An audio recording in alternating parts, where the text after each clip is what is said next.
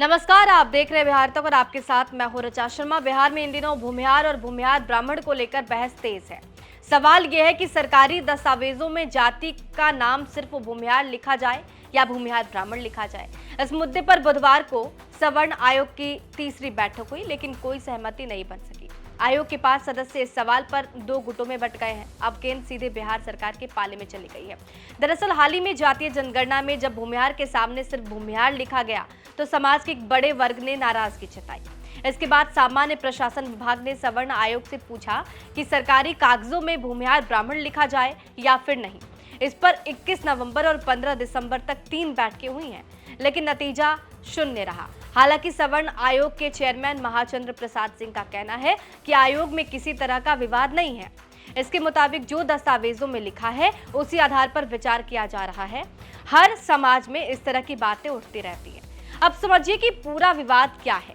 देखिए, समाज के कुछ संगठनों का कहना है कि पुराने सरकारी और जमीन से जुड़े दस्तावेजों में भूमिहार ब्राह्मण लिखा जा रहा है, इसलिए वही नाम इस्तेमाल होना चाहिए।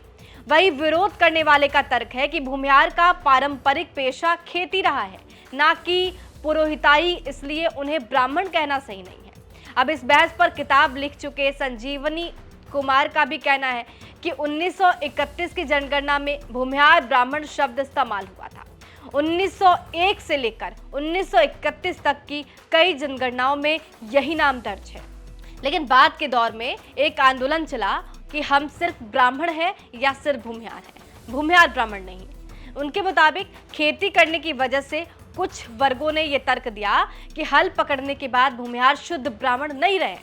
ब्राह्मण शब्द को लेकर इतना आग्रह क्यों है, अब ये भी समझ लीजिए। देखिए, आज भी समाज में ब्राह्मण को शिक्षा और श्रेष्ठता से जोड़कर देखा जाता है। ऐसे में भूमिहार समाज का एक बड़ा तबका ये मानता है कि ब्राह्मण शब्द जुड़ने से उनकी सामाजिक पहचान और मजबूत होती है।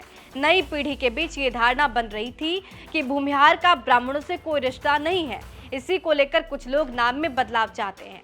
अब इसके राजनीतिक मायने समझ लीजिए। इस बहस के राजनीतिक मायने भी निकाले जाने लगे हैं। बिहार में ब्राह्मणों की आबादी करीब 3.65% है, भूमिहार करीब 2.86% है। दोनों मिलाकर जो आंकड़ा है वो 6.5% से ज्यादा है। अगर ये दोनों समुदाय एकजुट होते हैं तो नई और एक बड़े जातीय समूहों से ज्यादा असरदार राजनीतिक ताकत बन सकते हैं। यही वजह है कि राजनीतिक दल इस मुद्दे पर फूंक फूंक कर कदम रख रहे हैं। अब ये देखना होगा कि इस तर्क और वितर्क के दौर में सरकार कब और क्या फैसला लेती है। इस पूरे मुद्दे पर आपका क्या कुछ कहना है, कमेंट बॉक्स में जरूर लिखिएगा। बने रहिए हमारे साथ, देखते रहिए बिहार तक।